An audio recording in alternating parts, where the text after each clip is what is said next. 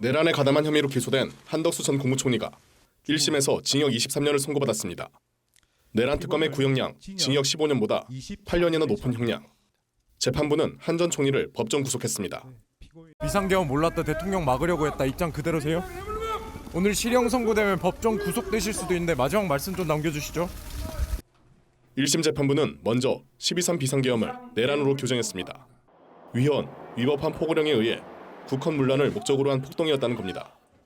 형사재판에서 비상계엄을 내란으로 본 첫 판결입니다. 그러면서 재판부는 한 전 총리가 이 내란을 도왔다고 보고 혐의 대부분을 유죄로 인정했습니다. 먼저 비상계엄 선포 전 형식상 국무회의를 소집하도록 하고 대통령의 비상계엄 선포를 반대하지 않았다고 봤습니다.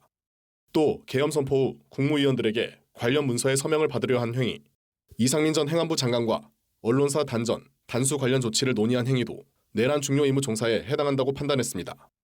비상계엄 해제 후 윤석열 전 대통령 등과 공모해 허위로 비상계엄 선포문을 작성하고 윤 전 대통령의 헌법재판소 탄핵 심판에서 계엄 선포문을 인지하지 못했다며 위증한 혐의도 모두 유죄로 인정했습니다. 재판부는 국무총리는 헌법 수호의 최전선에 있는 자리라며 그럼에도 내란이 성공할 거라고 보고 이를 저지하지 않고 가담했다고 지적했습니다.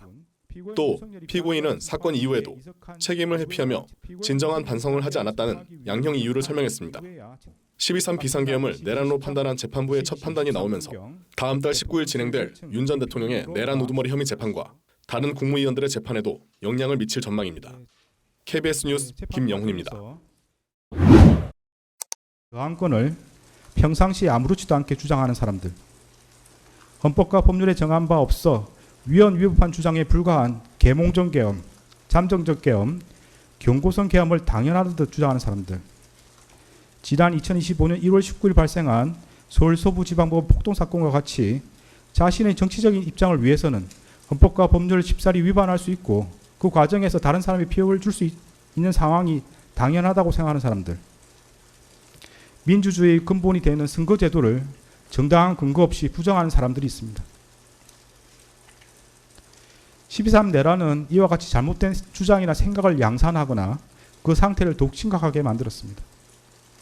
이러한 점에서 아래로부터의 내란에 해당하는 기존 내란 사건에 관한 대법원 판결들은 위로부터의 내란에 가담한 피고인에 대한 형을 정함에 있어 기준으로 삼을 수 없습니다. 주문. 피고인을 징역 23년에 처한다. 이 사건 공소 사실 중 허위 작성 공문서 행사의 점은 무죄. 판결에 불만이 있으면 일주일 이내에 항소장을 제출해서 다툴 수 있습니다. 항소하는 경우는 서울고등법원에서 재판이 진행됩니다.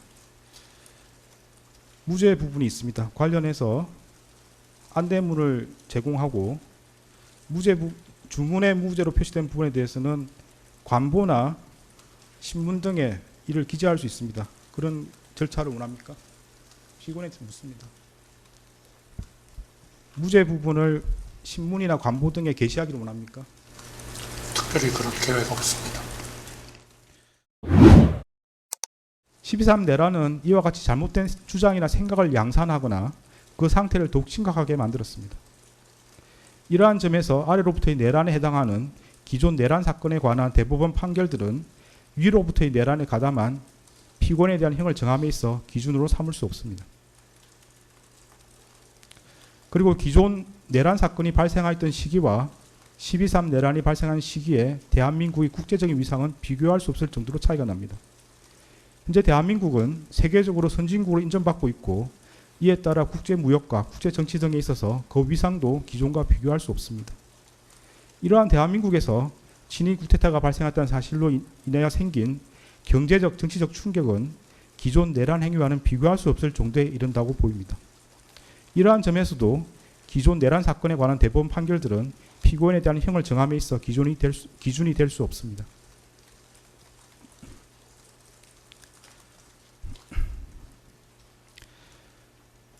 (12.3) 내란 과정에서 사망자가 발생하지 않았고 내란 행위 자체는 몇 시간 만에 종료되긴 하였습니다. 그러나 이는 무엇보다도 무장한 계엄군의 맨몸으로 맞서 국회를 지킨 국민의 용기에 의한 것입니다.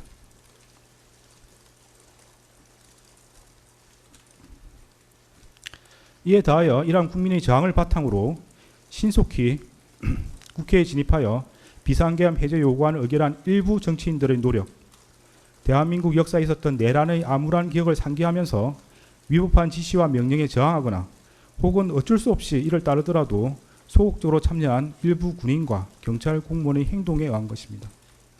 결코 12.3 내란 가담자에 의한 것이 아닙니다. 따라서 12.3 내란 가담자에 대한 형을 정함에 있어 피해 발생이 경미하였다거나 짧은 시간 동안 진행되었다는 사정을 깊이 고려할 수는 없습니다. 일단 국헌을 물랑하게 할 목적의 폭동이 발생하면 이로 인하여 막대한 인명과 재산상 피해, 사회적 혼란이 초래될 것은 분명하고 혹시라도 내란이 성공하여 국민적 합의로 성립한 현재의 헌법 질서가 폭력에 의하여 무너지게 되면 이를 원래대로 회복하는 것은 대단히 어려운 일이 될 것입니다. 따라서 그러한 내란 행위를 사전에 차단할 필요가 있고 이러한 목적을 달성하기 위해서는 내란 행위에 가담한 사람들을 무겁게 처벌하는 것이 불가피합니다. 그러나 이는 무엇보다도 무장한 계엄군의 맨몸으로 맞서 국회를 지킨 국민의 용기에 의한 것입니다.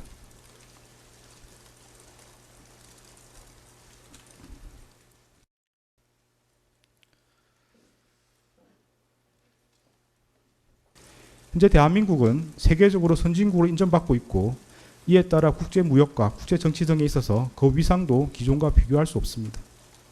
이러한 대한민국에서 친위 쿠데타가 발생했다는 사실로 인하여 생긴 경제적, 정치적 충격은 기존 내란 행위와는 비교할 수 없을 정도에 이른다고 보입니다. 이러한 점에서도 기존 내란 사건에 관한 대법원 판결들은 피고인에 대한 형을 정함에 있어 기준이 될 수 없습니다.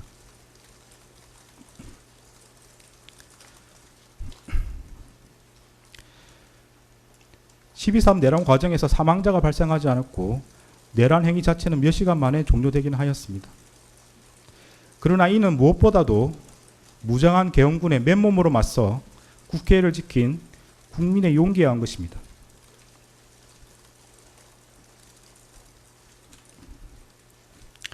이에 더하여 이러한 국민의 저항을 바탕으로 신속히 국회에 진입하여 비상계엄 해제 요구안을 의결한 일부 정치인들의 노력, 대한민국 역사에 있었던 내란의 암울한 기억을 상기하면서 위법한 지시와 명령에 저항하거나 혹은 어쩔 수 없이 이를 따르더라도 소극적으로 참여한 일부 군인과 경찰 공무원의 행동에 의한 것입니다. 결코 12.3 내란 가담자에 의한 것이 아닙니다. 따라서 13